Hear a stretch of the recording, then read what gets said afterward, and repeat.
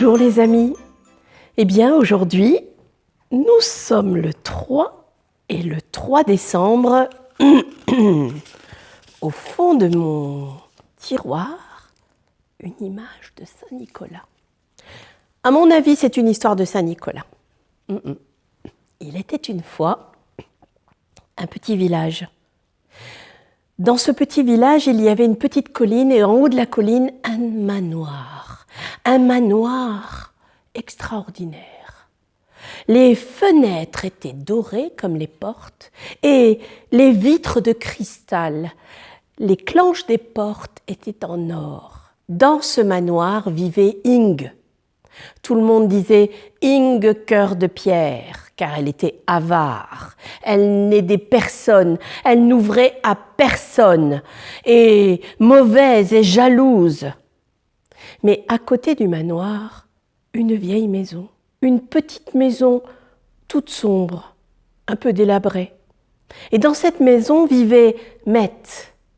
Mette, tout le monde disait c'est Mette cœur d'or, car elle avait un cœur d'or. Elle était pauvre certes, une petite couturière qui n'avait pas grand-chose à manger et qui n'avait pas grand-chose à offrir à son petit garçon.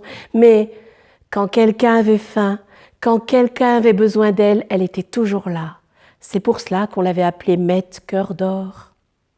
Ce soir-là, ce 5 décembre-là, on entendait dans la campagne un drôle de chant.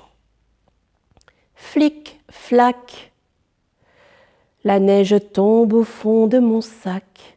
Plic, ploc, et coule tout au fond de mes bottes. Qui donc m'offrira un bol de lait chaud pour réchauffer mes vieux os? Flic, flac, la neige tombe tout au fond de ma hotte. Inge était dans son manoir. Elle aussi, elle a entendu le chant qui se rapprochait. Ça l'a dérangée. Elle était en train de compter son or. Et ce chant l'a perturbée. Alors, énervée, elle est allée à la porte. Elle a ouvert la porte et c'est là qu'elle l'a vu, le vieux bonhomme, avec sa barbe blanche et son long manteau violet qui chantait. Et le vieux bonhomme, en la regardant, eut un sourire d'espoir. Flic, flac, la neige tombe au fond de mon sac. Plic, ploc. Inge n'a même pas parlé.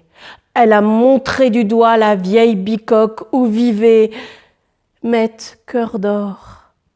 Et elle a claqué la porte. Le vieux monsieur est descendu. Il est allé vers la vieille maison. Il s'est mis à chanter. Flic, flac.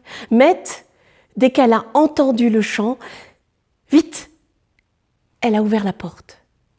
Entrez, entrez, vieil homme, venez prendre une tisane avec nous. Nous n'avons pas grand-chose, seulement une tisane avec quelques aiguilles de pain. Mais elle est chaude. Et cette nuit, vous pourrez dormir là si vous voulez. Je vous laisse mon matelas de foin. J'irai dormir au grenier avec mon petit.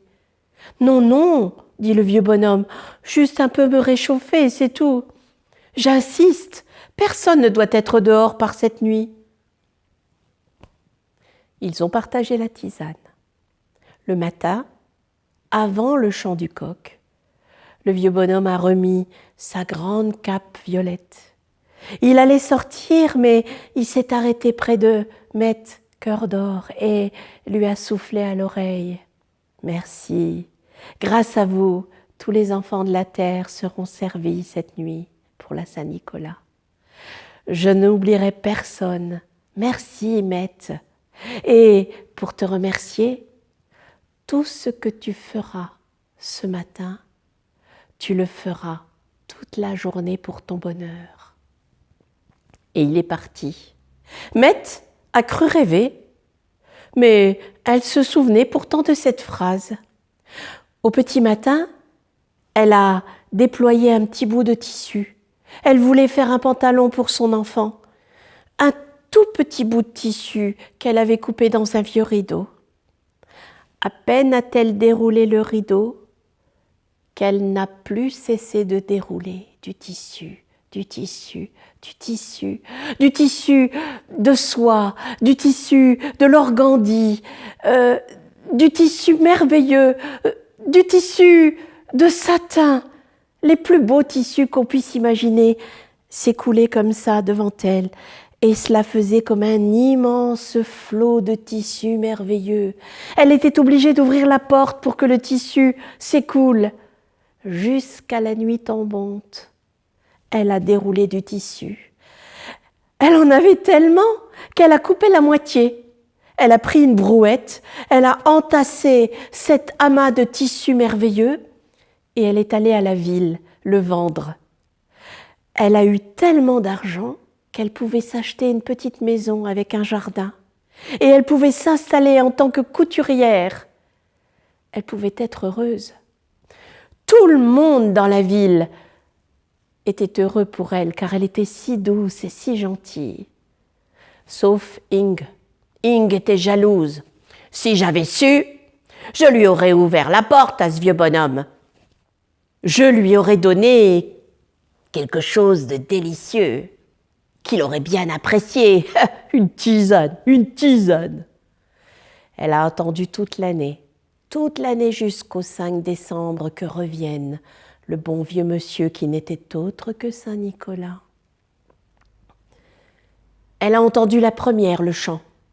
Vite, avant même qu'il soit arrivé devant le manoir, elle a ouvert la porte, elle l'a pris par le colbac, elle l'a rentré à l'intérieur et elle lui a dit « Voilà, il y a du poulet, il y a des bonnes choses, des truffes au chocolat et tout, et vous mangez tout. » Elle a forcé le bon vieux Saint Nicolas à manger, au point d'en avoir même une indigestion.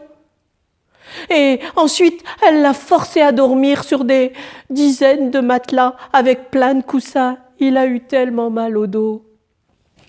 Avant le chant du coq, le lendemain, le vieux bonhomme s'est levé et il allait partir sur la pointe des pieds. Mais Ing guettait. Elle l'a pris par le col et lui a dit « Hé, Vaurien, tu t'en vas, tu n'as rien oublié ? Et mon cadeau ?» « Tu veux un cadeau ? Tu vas l'avoir. Tout ce que tu feras ce matin, dès le lever du jour, tu le feras jusqu'au soir. » Et il est parti.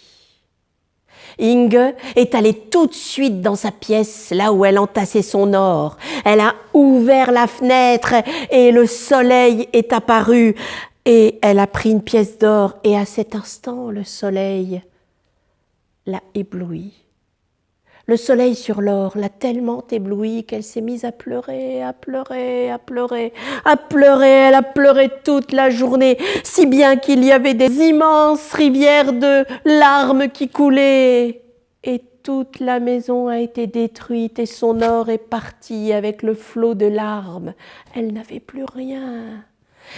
On raconte qu'elle est allée se cacher dans la forêt et que Maître Cœur d'Or, malgré sa belle petite maison, lui apportait de temps en temps de quoi manger. Voilà, Saint Nicolas est passé par là. À bientôt et portez-vous bien.